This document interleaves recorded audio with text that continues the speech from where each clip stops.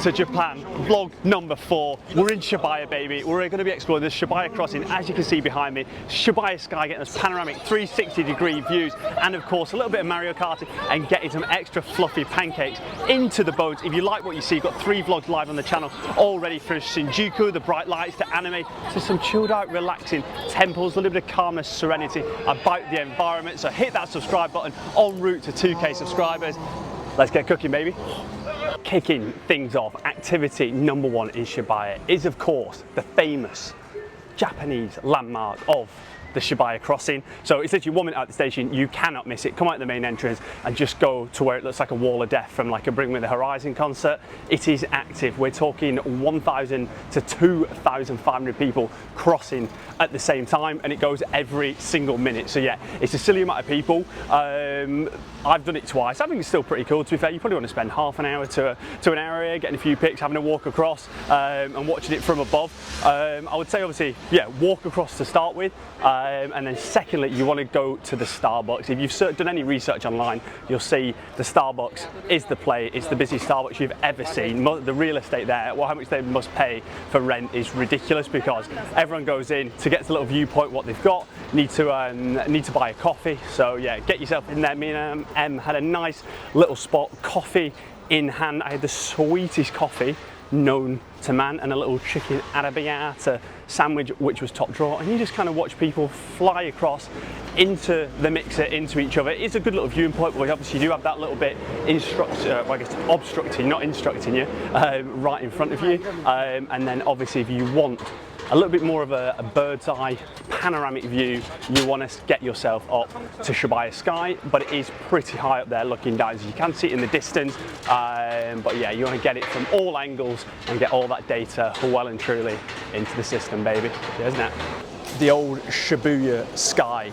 It wasn't bad, but to be 100% honest, I was pretty disappointed. So anyone that comes here, you know this is like pretty iconic thing to do. You want to go to where the escalator is, obviously the panoramic views, etc. You need to book it well in advance. Like, it gets so booked up. Me and Em booked it about a week in advance, and we've come on like a Monday morning.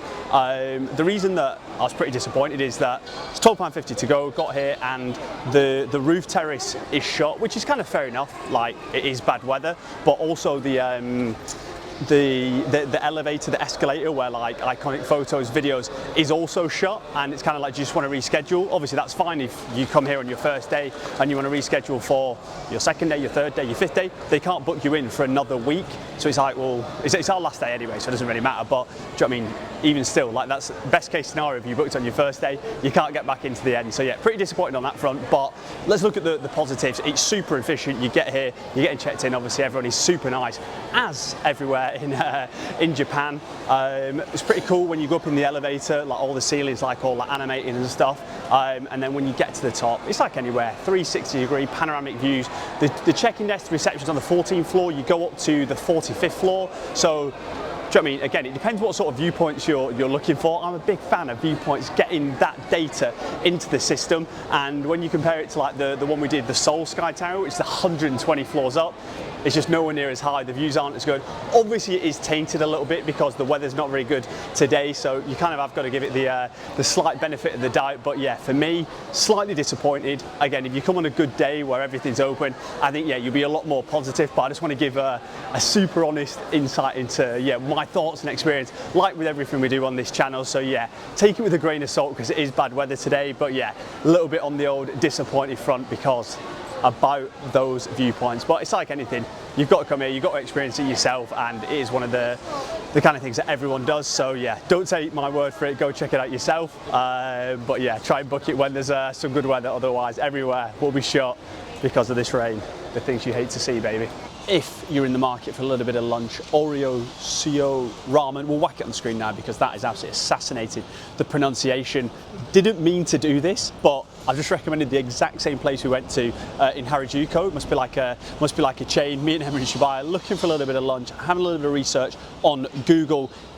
The key thing to do is just go somewhere where you have to order via one of the little ticket vending machines outside. We've not missed the target yet, and it's just absolutely phenomenal. I went for the fried chicken, the double fried chicken ramen with the char siu pork, absolutely melting away when you pick it up with the chopsticks. A couple of extra eggs to get some of the old protons in the bones, but yeah, the eggs super marinated, super kind of gooey on the inside, which is crazy when you think it's like a boiled egg on the outside. Neens would be absolutely butchering those in the depths of the kitchens in Bolton, but yeah, cannot speak highly enough of this. We went there in the last vlog, we went here today, didn't even mean to go back to back, but the food's banging, double fried chicken, you can't really go too wrong, and it literally works out £8 per person.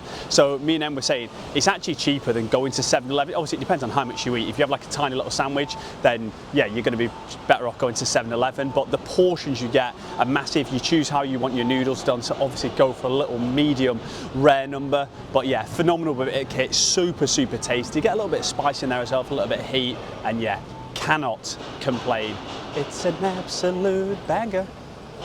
You already know, get it on the list. If you're in Shibuya and you're looking for a little sweet treat, something just to hit a little craving, get yourself over to a happy place.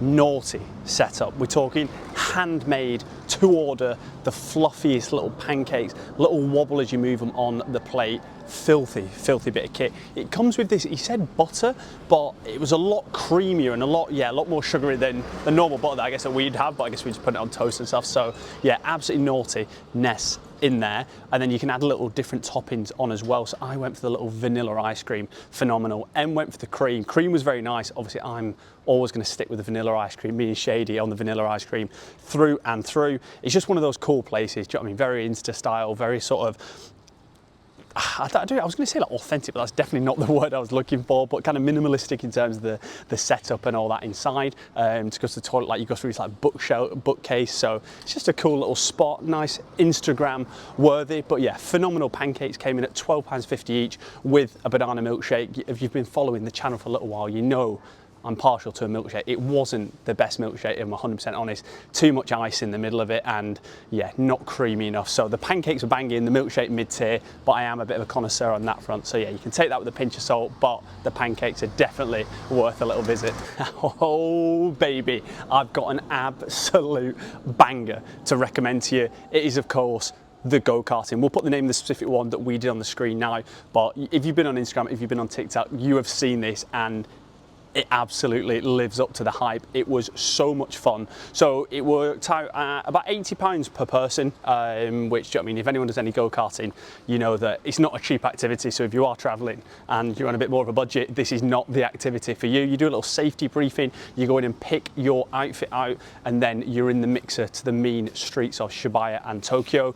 You go between 45 minutes to an hour going around depending on the traffic, and it is unbelievable fun. So two things to remember: you have to take your passport, you have to book ahead of time. Like, they're pretty much booked up a week or 2 weeks in advance. So if you want to go on a weekend, you need to book well in advance, and you need an international driver's license. So me and Crab tried to do this in 2019, and obviously we had a driver's license in the UK, but you need a specific one that you get from the post office in the UK, and I'm not sure obviously in other countries, but it's super cheap and super easy to get to. You just go into a post office, tell them which country you want it for, and it's like a £5. Well, we got 2, and it covers us for anywhere in the world, and it is unbelievable. Like, cannot speak highly enough. I was going to say it's the #1 activity in Tokyo, but that is of course Team Labs Borderless. That is phenomenal. Check out the Shinjuku vlog for that.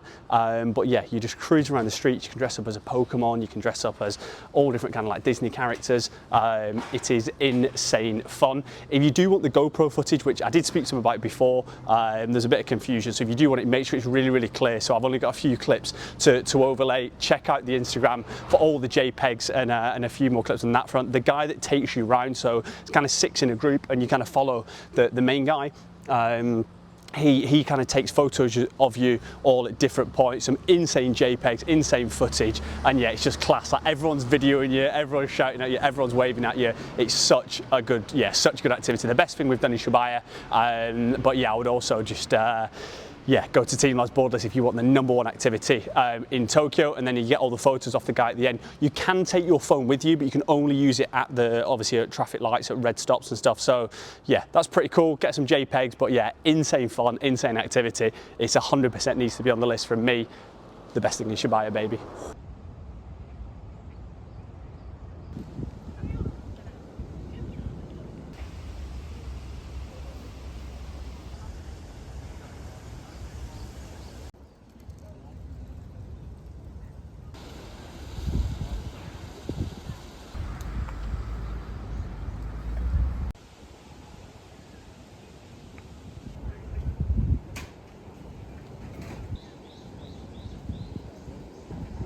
and that is it. Another video boxed off. Every single day I spend in Tokyo, I spend in Japan, just solidifies it more and more as the #1 country and place I've ever been to. There are so many good things to say about it here, whether it's like the experiences, the people, the culture, the food, the weather. Of course, I've only been in the summertime, but yeah, the whole place is phenomenal. Shibuya in general is absolutely class. Like obviously the crossing's great. Do you know what I mean? A cool thing to see for a short amount of time, and obviously a little freebie. I thought the Shibuya Sky was pretty disappointing just because we couldn't go to the escalator, we couldn't go to the outside bit, and they wouldn't let us change it to something within our time frame. So I thought that was a little bit disappointing, but again, that's obviously just because we were there when it rains. When it rains in Japan, Jesus Christ, it's like being back in Bolton. It is absolute pandemonium. So yeah, obviously just kind of factor that in with your days out and what you're doing. I would say like if it is raining on a certain day, go and do all like the kind of Akihabara, which is my third vlog. Go check that out on the channel down below. Go and do like that anime and gaming stuff, because the majority of that is inside, and then obviously spend your time outside. When it's top draw weather like this, absolutely battering against the forehead. Need to get some sun cream in the mix there. But yeah, the hands down best activity we did was obviously the go-karting. As I mentioned before, the only thing that we've done better than that in Japan is Team Labs Borderless. So yeah, both are absolutely phenomenal, but Team Labs just tipping it for me. The 3 best vlogs experiences we've done so far, they're the first 2, and then I obviously say Akihabara and checking out the anime district. I've got 3 vlogs on the channel right now, one for Shinjuku, one for the Team Labs involved in that as well, and then we've also been to the anime district, and we've also done a little food and drink vlog, so a little bit of something for everyone. I'll link them all down below. Check those out on the channel. Whilst you're down there, hit that subscribe button. Now en route to 2K subscribers. Unbelievable year ahead. Mount Fuji and Kyoto's up next, so silly content in the pipeline. And remember, baby, the chef, he's always cooking. Let's get it.